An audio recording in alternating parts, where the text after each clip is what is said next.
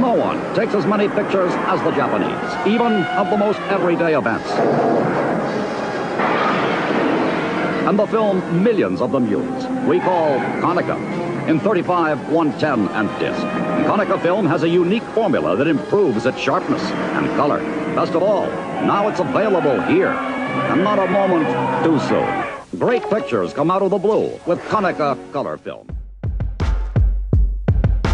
Today I'm shining a spotlight on a relic from the 90s, a unique piece of Godzilla history, and a peculiarity of consumer photography. The 90s saw the end of Godzilla's second series most people refer to as the Heisei era or the Versus era. And it's from that decade where you'll find a large amount of Godzilla advertisements and brand crossovers. But by 1995, the Heisei series had ended. Toho, the company behind the Godzilla franchise, had licensed the character to the American company TriStar, and they had begun making a new series of monster movies based on Mothra, one of Godzilla's most famous opponents. And it's during this time period, 1997 if the box is to be believed, that toy company Banpresto released these Godzilla cameras. I have two of them today, but it's possible they made more variants, although I've only ever seen these two documented online. It would make sense if they were releasing one camera for each movie in the Heisei series, which would be 7 in total, but it seems only 2 were made. But even then, the series had ended 2 years before in 1995, so the timing still seems weird to me. With that out of the way, what makes these cameras Godzilla themed outside of a little branding on the body? And do they actually work? Well, first, these are character print cameras. Cameras marketed towards kids, which featured a unique capability that normal 35mm cameras didn't have. Inside each camera is a small transparent material with an image of characters printed over. In this case, Godzilla and Mothra are present. This allowed the user to overlay characters on each picture. Here's a sample photo from the box of what the results were supposed to look like. They're a complete novelty, and at first it might seem like a neat gimmick. But seeing as rolls of film each contain 24 to 36 exposures, if you commit one of them to a character print camera, every single picture you take will contain the same characters in the same position. All the same, I appreciate that the cameras themselves have a unique function instead of just being branded point-and-shoot cameras like some other products from the time. But at this point, these cameras are 27 years old, so you're probably wondering if they still work. Yes, they do still work, and here's a picture I took and developed just last year. Taking pictures with this camera is pretty easy, but it requires some guesswork. It features a rangefinder instead of a viewfinder, which is common for point-and-shoot cameras, but since you're looking at an approximation of what you're shooting, you have to guess where the characters end up. The camera itself tries to help a little bit by giving you a plain image of roughly where the monsters will be, but even with all of that, I didn't get it right every time. With the Mothra camera out of the way, let's look at the other one. This one has an all-black design and is branded with the Godzilla vs. King Ghidorah title. On the back, you'll see the monsters are displayed very similarly to the other camera, but Mothra has been replaced with King Ghidorah. It's worth noting that even though Godzilla is framed in the exact same spot in both cameras, they're actually different images. I haven't taken any photos with the King Ghidorah camera, so I'll be showing more pictures from the Mothra camera. I bought the Mothra one without a box, and the body was already roughed up a good bit, so I didn't mind throwing it in my bag so much, making it a better candidate for a touristy point-and-shoot camera. I couldn't find anything about what ISO film these were intended to be used with, and seeing as they have absolutely zero controls for exposure, or focus for that matter, I had to make a guess. 200 and 400 ISO are the most common for point-and-shoot cameras, so I loaded up a roll of Kodak Gold 200, which seemed to be a good choice. So while I was editing, I had the idea to try Google Translate on the box, and I don't know how I missed it, but they actually recommend using ISO 400 film with these, so that might yield better results if I ever shoot more film through these. And while the camera works, there are a few caveats.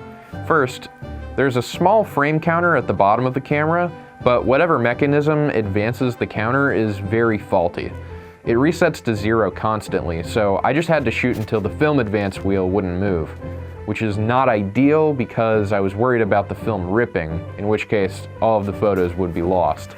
In addition, the wheel that advances the film forward sounds terrible, and the entire month or so I was shooting with this camera, I half expected to open the camera and find shards of plastic everywhere. But having used it successfully before, I'm a little more confident about using it again, but still I feel the need to be very gentle. My second biggest issue is the quality of the photos. Now obviously this is a children's point-and-shoot camera, and it isn't meant to give you the highest quality pictures. But the lens is plastic and a little hazy, and the pictures of the monsters introduces some issues.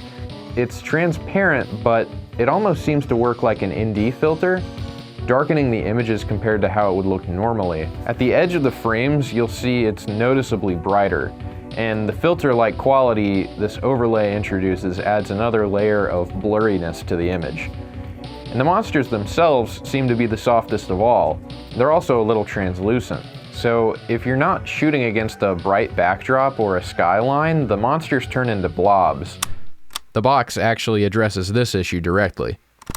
And this might be a problem with my camera in particular and might be fixable with masking tape or something, but without fail, each picture had a big light leak right in the center. But great quality pictures isn't the reason someone would get one of these cameras today. They're novel and they make for a unique Godzilla collectible. I paid about 40 bucks for the Mothra camera and $60 for the King Ghidorah one, which was honestly too much.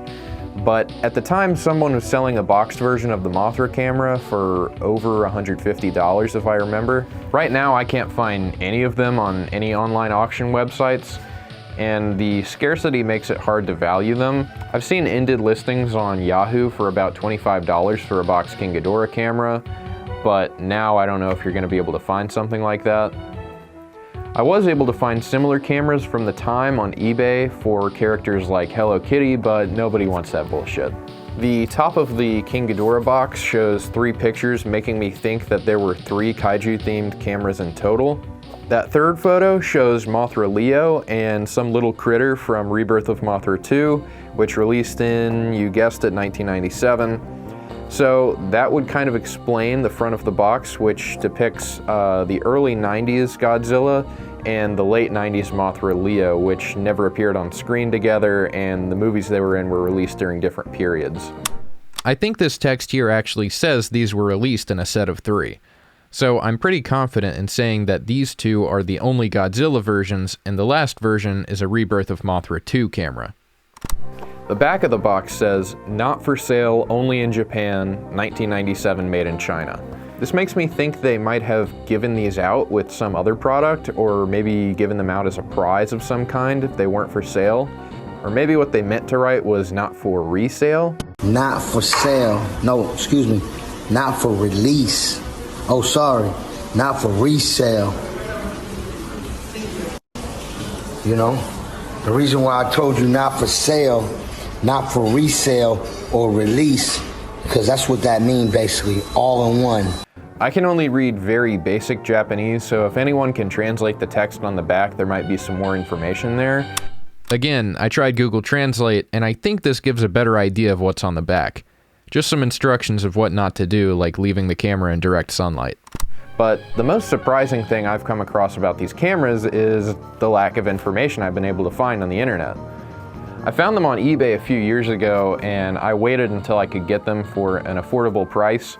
And all that time I tried to find more information about where they came from and how many there were, but outside of listings for auctions, I found nothing. And right now, there are no other YouTube videos that look at these, which is the reason I'm talking about them now. So until someone else pops up with more information about these, this is actually the most comprehensive document about these little cameras. And that's the end. Please subscribe.